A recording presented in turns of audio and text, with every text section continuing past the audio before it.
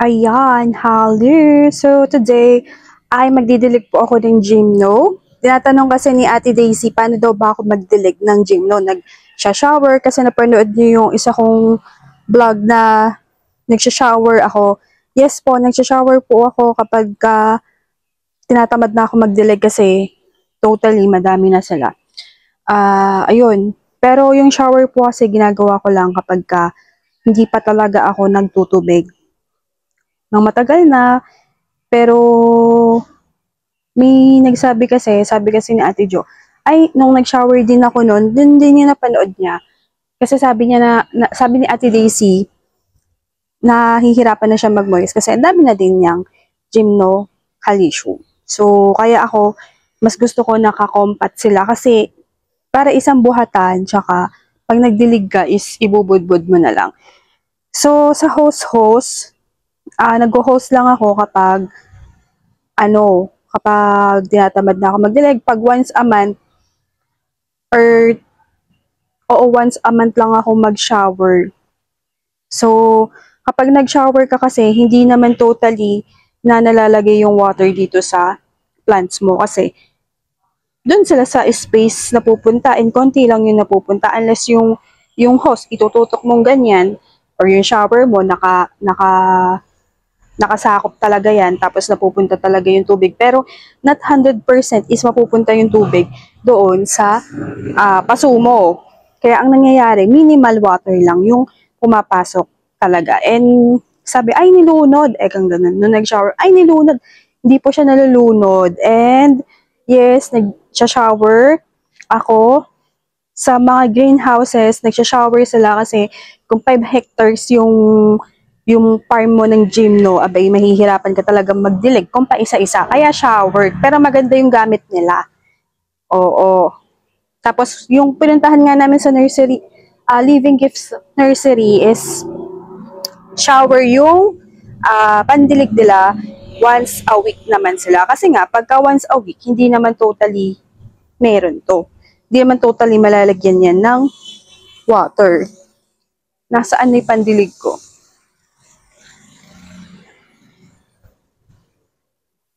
Ayan. So, actually, ito, dehydrated match.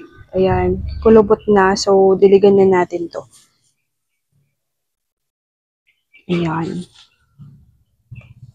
Ito, isa-shower ko to kasi matagal ko na tong hindi nadiligan. So, ito yung nasa plant rack ko na dun sa may succulent. Ayun, dun ko sila nilagay. Tapos, yung iba dito is, nasunog like, eto. Ayan, nawala yung pagka-green na muti siya. Tapos ito, may nahulog. Hindi ko na makita.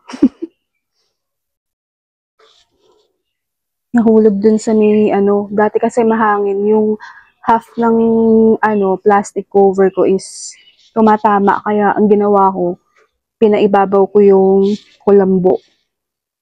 Para hindi, di ba mahangin lately. So, pag humangin sila is, ayun. So, ayan. Ito, isa-shower ko to. Matagal ko nang hindi nadiligan.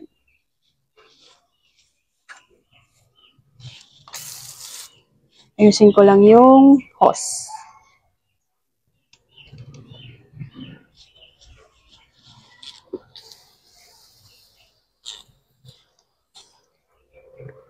Ayan, let's start.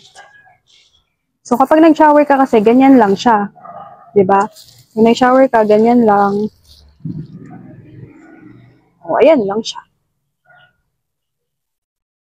Hindi lahat is 100% natutubigan. Pero, lumaki na yung Montrose ko. Ayan. Pero, gagawin niya lang po yan kapag wag niyo pong gagawin ng madalas kasi pagka minsan lumalambot to. Pag puro ganun yung ginawa niyo, lumalambot sila. Kaya bago kayo magdilig, tingnan niyo muna. So, ito yung pinakauna kong gymno. Ito nga ba yun? Oo yata. Ayan. So, wag niyo madalas gagawin to kasi pagka nilagay niyo sa top yan, ganyan-ganyan niyo. Tapos laging ganyan yung ginagawa niyo. Lalambot yung gymno niyo. Tapos kung di kayo nag-check, ay nako, mamatay yan. Malulusaw yan. So, ito yung mga nasunog ko na gymno. Ito malambot. Na-dehydrate na. So, ayan yung mga nasunog ko na gymno dati.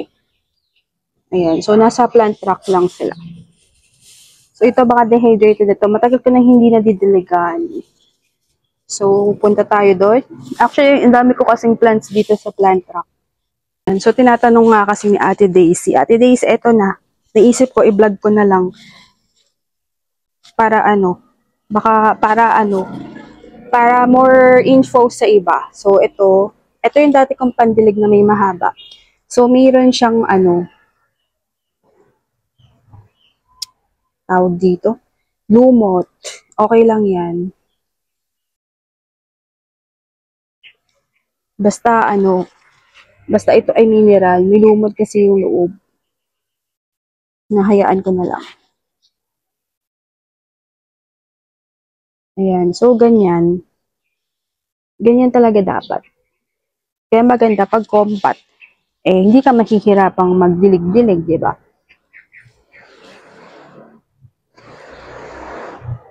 So, ayan. So, kung marami kang magdilig ngayon, aba friend, after 2 weeks ka na magdilig. So, kapag bagong tanim, moist, right after repotting, moist, and then after 2 days, moist, and then after a week, dilig na, full water. Ayan. So, after 2 weeks na ako magdidilig. So, kapag gumamit ka ng Kiryu Akadama, ayan, tuyo na siya. Ito, tuyo na. Pwede na nating diligan. Ito din.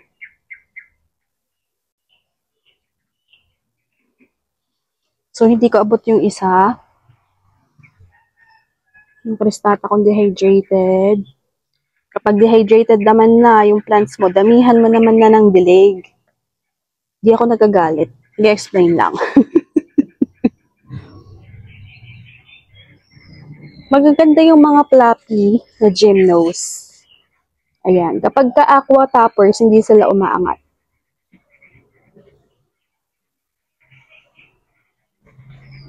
Kahit na madami kang ilagay. So, ganyan ako magdilig. Ayan, hindi ko nakita, tumapon. So, ganyan ako magdilig. Ate Daisy, shout out sa'yo. And to you, Sis Jeremy Hermano, may new roots na ba ang iyong gymnos? Ayan. And to all the viewers, hello and have a nice day. Have a blessed day ahead, tomorrow and every day, diba? Ayan. Ito kasi yung butas ko na pandilig eh. Pero kapag ganito, hindi naman siya tumatapon. Pero pagka pinipiga, ito kasi yung pinipiga, ito so may mahabang uso.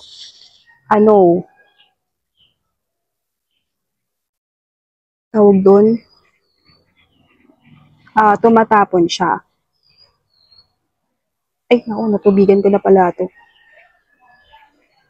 Ito din pala, natubigan ko na. So, ayun. Ayan, tingnan nyo.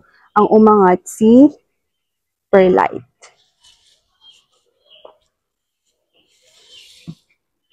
So, ito mga hindi ko na nadidiligan. Basta pagka assessment mo, dehydrated, tubigan mo na.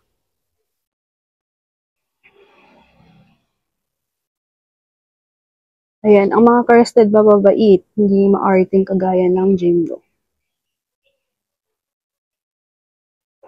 Ayan, ganyan. Kailangan mo sipagan kasi ginusto mong mag-mine ng marami, di ba?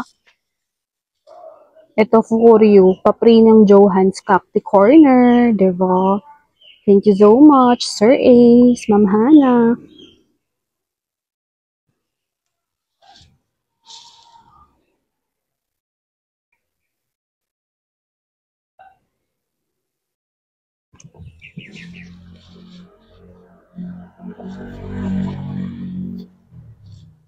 So, again ha, nagdidilig lang ako kapag, nagsha-shower lang ako kapag matagal na akong hindi nakapagdilig. Pero, mas maganda, ganito gawin nyo. Lalo na kapag bago-bago pa lang sa ini plants nyo. sipagin mag-moist, mag-leg.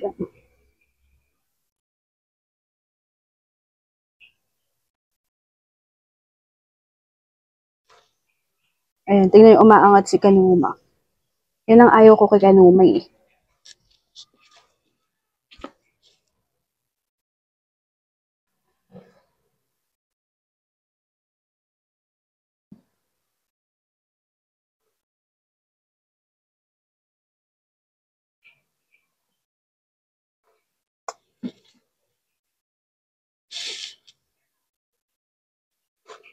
So, ayan, that's it for today. Ang ating vlog kung paano ko mag-league. Ayan. So, I hope nakapagbigay tayo ng infos and I hope nagustuhan yung ating vlog. If you do, please hit the like and subscribe button. Thank you for watching at Everything Nice at Mitch. See you tomorrow at 7 p.m. This is your Nurse Plantita saying, God bless po at lagi mag-ingat.